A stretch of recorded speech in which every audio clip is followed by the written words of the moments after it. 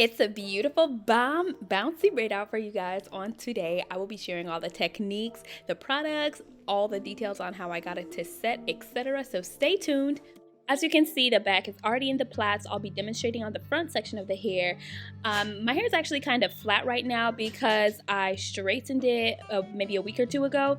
You can see that video linked right in the corner. But yeah, so I just wanted something different. That's why I'm doing a braid out. I'm starting in sections because that helps me make sure that all of my braids are the same size, because I like for my curls to be uniform, okay? I don't like having big curls in some places and small curls in other places. The front of my hair is actually a lot less dense than the back, so the sections are going to be bigger so that the braids can match. So as I started this section, I noticed that some of my locks were a little long, and I don't like when I get to the end of the braid and there's like a random lock sticking out, so I just clipped it, called it a day. And I'm starting on dry hair, so I'm just going to be misting. I am not soaking or saturating. It's just a little mist so that the braid pattern can set. And then I work that in, smooth it down, get the water all, so that it's evenly coated on the hair, and then I just go in with a regular plait. So I have noticed that the tighter that I braid, then the more crinkly the hair is, and the looser that I braid, the more wavy the pattern is. So you can adjust your tension based on what you desire. I'm securing with just regular rubber bands. The way I like to do it is to tuck the ends under so that the ends have a little bit of a curl. Now, you can just leave them straight. I think that is also a nice look. So whatever the look you're going for, that's how you'll do the end of it. So I typically do the same amount of braids every time I do a braid out, based on the thickness of the section. So I always do one plait by my ear, then the next row I'll do two, and then I'll probably have two more rows after that. So the total amount of plaits for 1/4 section would be 1, 2, 3, 4, 5, 6, 7, about 7, about 7. Here I'm just checking to make sure there's no one lock that's sticking out, which there is, so I'm just going to clip that and then keep going. Again, I'm having 2 more rows after this one, which will have between 2 and 3 plaits in each. Here's a really important tip. If you're like me, you tend to get more heavy-handed the farther along into your head that you get. And so because of this, I make sure I count how many sprays I do per plait so that I don't end up having one side of my head really wet and the other side kind of dry. Not only will the curls come out tighter on one side, but it'll take one side longer to dry than the other side. And the worst thing to do when you have a braid out is unravel them before the braids are fully dry. So yeah, just count how many times you spray each braid and be consistent each time. So for me, I was doing 2 to 3. So yeah, I'm just going to be going through the rest of this section like this. Feel free to watch through or fast forward. I'm going to speed it up a little bit so it goes faster. And while you watch, if you have any questions, be sure to drop them in the comment section below. I really do go through all my comments and try to answer each question. Oh, and one thing that I wanted to mention is this section. You can see that one of my braids, or maybe 2 of them, are quite a bit longer than the other ones, and you can see how I'm kind of struggling to finish the end. So I kind of ended up wrapping it around the bottom of the plait. This is why I like to have all of my locks the same length so that they end at the same time, so I don't have that issue. So yeah, I'm gonna just fast forward this next part. Feel free to sit back, watch the process, and if you catch my vibe, be sure to join my tribe and subscribe to the Minimalist Natural channel for more DIY MICROLOCS tips.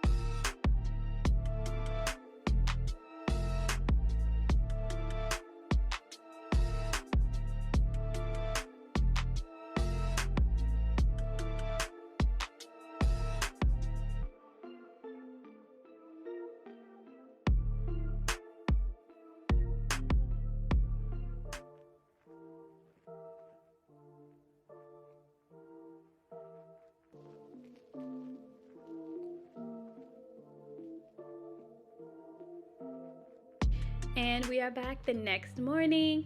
I'm all smiles just because I cannot wait to see how this braid out turned out. I'm already loving it just from how these plaits look. Like, I feel like this is a look. Like, I would definitely throw some gold jewelry on these locks, maybe a few beads, and I would rock this style. I feel like it's giving 1920s.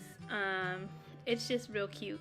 So yeah, I'm going in with a little bit of oil on the tips of my fingers just to help when I unravel the ends. Sometimes the ends can be a little bit hard to get out. You can see I already unraveled one. Listen, I needed to do that off camera just so that I could have that moment and see how the braids were looking. But look at that, like, look at the crimp. Okay, look at the little curl at the end. Top tier. Like, I have never had a braid out this successful with my MICROLOCS, so this is super exciting. And now I'm gonna, repeat the process, a little bit oil on the tips of my finger, and just go ahead and unravel the rest of the braids. And honestly, there's no technique here, just unravel. I like to separate them at the time just because it makes for less work at the end. I don't have to go back and separate all of them. And if anyone here was a loose natural for any period of time, you know that the unraveling process for a braid out can be so tricky, because if you do it wrong, your whole head ends up frizzy and a good braid out is ruined. But with MICROLOCS, it's not the same thing. Like, as long as you get the braid out, it don't matter how you get it out, there's not going to be any effects to, doing it fast or separating it too much, because there's just no frizz. So yeah, we're just going to finish taking out these braids. I only have one left. I would say this whole takedown process probably took about 15 minutes. It'll take more or less time depending on how many plaits you have and how tightly you plaited them. Also, sometimes the rubber bands get stuck. I forgot to soak them in oil before I put them on, so I feel like if I did that first, the rubber bands would have come out a lot easier to cutting down on the time. So here I'm just breathing a sigh of relief, number one, and number two, running my fingers through, shaking my head, getting a little whiplash. What's a good braid out without a little whiplash, am I right? And then I'm just going to fluff, shake and fluff, shake and fluff, try to get rid of some of these parts. And I'll do a 360 so that you can see what it's looking like in the back. I just admire my cut so much. Listen, I have tried a braid out, or maybe it was a twist out, once before on my MICROLOCS, and it just didn't sit right, it didn't look right. Like, I wanted to wash it out the next day. So this is really my first successful braid out on my MICROLOCS using these techniques. I've just had such a great result. I don't have to use mousse or gel or anything. Like you saw, that all this is water. Okay, just water and locks. Also, a little moment of appreciation for my thick edges. They have grown fully in since having my postpartum shedding 2 years ago, which I'm so happy about. And now we're just going to look at the results. So enjoy these results. Let me know what you think in the comments below. Would you try this on your hair, and did you expect it to come out so good? Also, I was just gonna let the music play, but I had to pop back in and just hype this cut up one more time. You see this bob? Do you all see this bob? I wish I had pictures from my hair when I tried to do a twist out or braid out before I cut it versus now.